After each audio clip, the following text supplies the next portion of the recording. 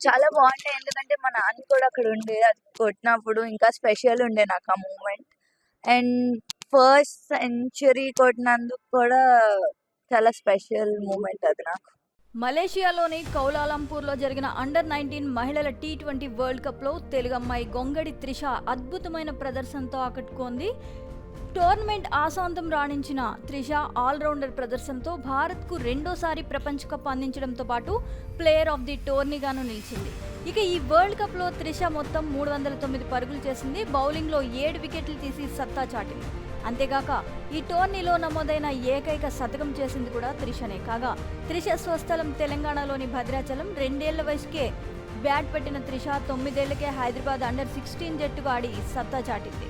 ఆ తర్వాత అండర్-23 కేటగిరీలోనూ ఆడింది. 19 ఏళ్లకే స్టార్ క్రికెటర్గా టీమిండియాలో కీలక ప్లేయర్గా ఎదిగిన త్రిష భవిష్యత్తులో భారత జట్టుకు సారథ్యం వహించాలని పలువురు ఆకాంక్షిస్తున్నారు.